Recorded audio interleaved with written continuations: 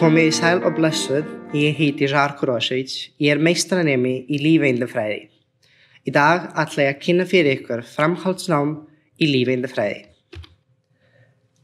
Ég ætla að tala mikilvægi menntunar, hvert viðfangsefni námsins, samsetningu námsins og svo ætla ég að fjalla fyrirkomulagið lokaverkefnis og segja ykkur frá tækifæri sem í boði fyrir ykkur að námi loknu.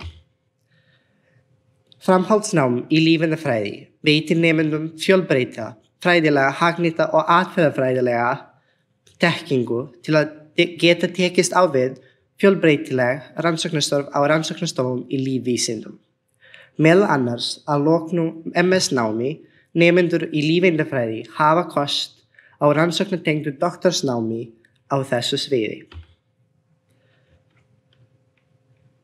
Bæði diplóma og meistaranám í lífeindafræði eru fræðilegt og rannsóknarmiðuð nám sem felst í námskeiðum og rannsóknarverkefni sem undirbúa nemendur fyrir störf í framtíðinni.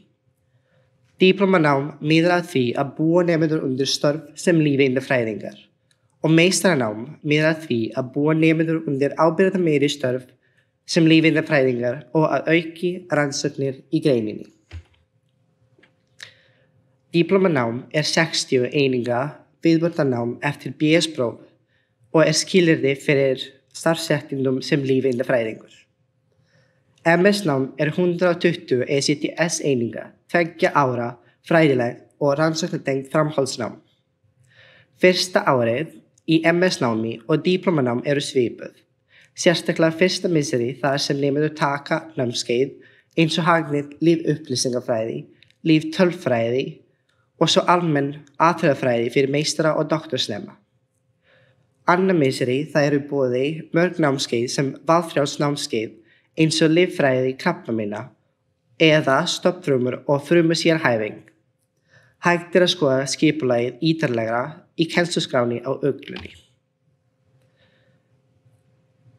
Fyrir diplómanám, inntökuskilyrði eru BS-próf í lífeindafræði og inntökuskilyrði fyrir meistaranám eru BS-próf í lífeindafræði með 6,5 eða hærra í meðaleinkunn.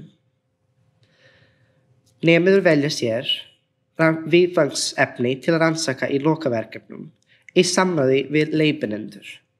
Verkefnum eru unnin á rannsóknarstofum Landspítala eða annarra fyrirtækja í heilbrigðisvísindum.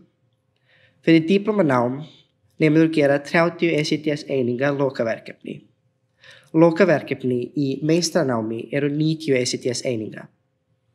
Í boði líka 60 eininga lokaverkefni fyrir þá sem eru búin með diplómanám og vilja fá sér meistaragráðu. Ég hef mest áhuga á sameindafræði og þess vegna eftir BS-próf valdi ég mér lokaverkefni á þessu sviði. Ég persónulega að rannsaka áhrif umritúarþáttarins BLIMP1 á stjörnum frumuhrings í rosa glóbulinblæði Valdurssum. Atriði sem ég nota í þessu verkefni myndi koma mér og hjálpa í framtíðinni.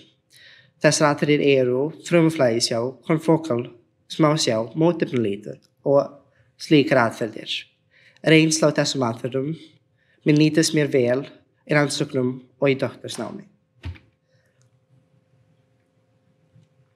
Mörg tækifæri eru í boði fyrir lífeindafræðinga sem eru með diplóma eða með MS-gráðu.